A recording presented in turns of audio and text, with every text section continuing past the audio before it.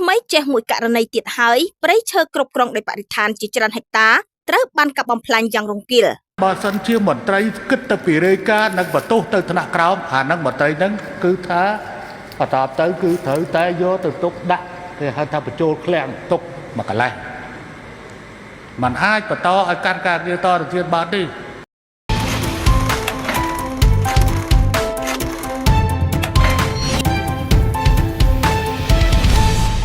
ខេត្តរតនគិរី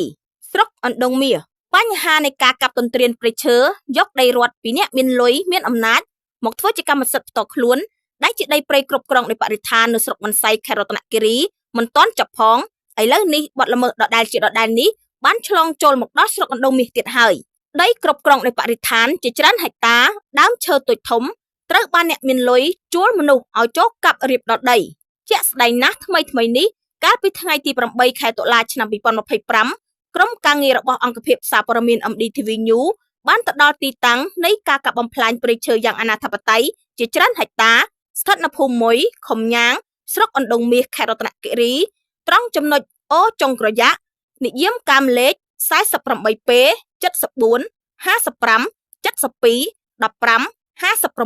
130ប៉ុន្តែរហូតមកដល់ថ្ងៃទី10ខែតុលាឆ្នាំ2025ទើបឃើញមន្ត្រីបរិស្ថានប្រចាំការនៅស្នាក់ការតាវែងចំនួន3រូបចុះទៅដល់ទីតាំងព្រៃកាប់បំផ្លាញប៉ុន្តែជាអនិច្ចាខ្លោចផ្សាបំផុតនោះព្រៃឈើត្រូវបានកាប់បំផ្លាញខ្ទេចខ្ទីអស់ទៅហើយมันអាចស្រោចស្រង់មកវិញបានដូចដើមនោះទេបានត្រឹមតែសរសេររបាយការណ៍ផ្ញើជូនទៅថ្នាក់លើតែប៉ុណ្ណោះនៅអំឡុងពេលដែលក្រុមការងារអ្នកសារព័ត៌មានយើងជួបផ្ទាល់ជាមួយអ្នកកាប់បំផ្លាញព្រៃឈើនោះជនទាំងអស់នេះបានប្រាប់មកដល់អ្នកសារព័ត៌មានថាខ្លួនគ្រាន់តែជាអ្នកស៊ីឈ្នួលកាប់ព្រៃឲ្យទៅឈ្មោះហួតទេដារិតដែលមានតួនាទីជាស្មៀនខំញ៉ាងតែប៉ុណ្ណោះព្រមជាមួយគ្នាពួកគេបានទាំងឲ្យលេខទូរស័ព្ទរបស់ឈ្មោះហួតទេដារិតមកអ្នកសារព័ត៌មានដែលមានលេខ088 95 31 412ពួកគាត់បានបញ្ជាក់ទៀតថាបើមិនជឿទេសួរគាត់ទៅដឹងហើយនៅពេលដែលក្រុមការងារយើងបានខលទូរស័ព្ទសួរទៅឈ្មោះហួតទេដារិតពាក់ព័ន្ធទៅនឹងការចោទប្រកាន់ទាំងអស់ខាងលើឈ្មោះហួតទេដារិតម្នាក់នេះបាននិយាយឆ្លើយតបមកអ្នកសារព័ត៌មានវិញតែ3ម៉ាត់គាត់ថាមិនដឹងទេរួចបុគ្គលឈ្មោះហួតទេដារិតដែលជាស្មៀនខុម្នាក់នេះបានបិទទូរស័ព្ទតែម្ដងទៅលោកបនសុផានរតប្រធានការិយាល័យឧស្សាហជាតិនៅថ្ងៃទី9ខែតុលាឆ្នាំ2025បានប្រាប់មកដល់អ្នកសារព័ត៌មានយើងតាមប្រព័ន្ធ Telegram ថាបាទពូខ្ញុំឲ្យមន្ត្រីចុះទៅហើយនឹងបានរបាយការណ៍ជូនតំណាងអัยការដើម្បីស្រាវជ្រាវករណីរកសាវតាជនប្រព្រឹត្តអរគុណពូក្នុងករណីនេះអង្គភាពយើងខ្ញុំសូមបង្ហាញនៅតាក់តាំងរូបភាពមនុស្សដែលបានចូលទៅប្រព្រឹត្តបទល្មើសនៃការកាប់ទន្ទ្រានដីព្រៃទាំងអស់នោះដែលជារូបភាពរបស់ក្រុមការងារយើងបានផ្តិតយកកាលពីថ្ងៃទី8ខែតុលាឆ្នាំ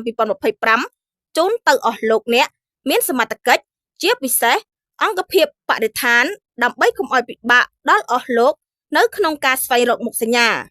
លោកមេសារ៉េតអភិបាលស្រុកអណ្ដូងមាសនៅថ្ងៃទី10ខែតុលាឆ្នាំ2025បានប្រាប់មកដល់អ្នកសារព័ត៌មានយើងថាបាទអរគុណខ្ញុំកំពុងតែឲ្យក្រុមការងារចុះទៅដែរមិនទាន់តាក់ទងគាត់បានចាំមើលបាទអរគុណខ្ញុំកំពុងឲ្យក្រុមការងារចុះទៅដែរខ្ញុំមិនទាន់តាក់ទងគាត់បានហ្នឹងចាំមើលទៅដល់ហូតដល់ហើយនៅឲ្យទៅរកមើលទីតាំងហ្នឹងតាមប្រភពពីប្រជាពលរដ្ឋសូមមិនបញ្ចេញឈ្មោះបានឲ្យដឹងថាស្មៀនខំញ៉ាងឈ្មោះហួតទេដារិតបានយកត្រាក់ទ័រចំនួន1គ្រឿងទៅបដូរដីព្រៃនេះជាមួយឈ្មោះធ្វិនហើយបើចង់ដឹងកាន់តែច្បាស់ទៀតនោះឲ្យសួរទៅលោកធម្មយុទ្ធមេភូមិមួយទៅដឹងហើយនៅថ្ងៃទី11ខែតុលាឆ្នាំ2025ក្រុមការងារយើងបានព្យាយាមខលតាមទូរស័ព្ទសួរទៅលោកធម្មយុទ្ធមេភូមិមួយដែរប៉ុន្តែទូរស័ព្ទរបស់លោកមិនអាចតាក់ទងបានប្រជាពលរដ្ឋនិងមន្ត្រីរាជការនៅក្នុងខេត្តរតនគិរីដែលស្រឡាញ់សម្បត្តិធនធានធម្មជាតិនិងបរិស្ថានសូមសំណូមពរទៅឯកឧត្តមអៀងសុផល្លែតរដ្ឋមន្ត្រីក្រសួងបរិស្ថានមេត្តាជួយព្យាយាមពិនិត្យមើលមន្ត្រីរបស់ឯកឧត្តមនៅតាមបណ្ដាខេត្តឲ្យបានគ្រប់ជ្រុងជ្រោយផងជាពិសេសមន្ត្រីដែលកំពុងឈរជើងប្រចាំនៅខេត្តរតនគិរីជៀសវាងកុំឲ្យដោយប្រសាសន៍ដ៏ថ្លៃថ្លារបស់សម្ដេចអគ្គមហាសេនាបតីតេជោហ៊ុនសែនប្រធានព្រឹទ្ធសភានៃព្រះរាជាណាចក្រកម្ពុជាការដែលសម្ដេចនៅធ្វើជានាយករដ្ឋមន្ត្រីនៃព្រះរាជាណាចក្រកម្ពុជា ធ្លាប់មានប្រសាសន៍ថាមន្ត្រីជើង10មន្ត្រីក្រក់ល្ពៅស្ងោរមានន័យថាជាមន្ត្រីពូកែអែបអបជាមន្ត្រីពូកែខាងសរសេររបាយការណ៍ភូតកុហកថ្នាក់លើលាក់និងលាក់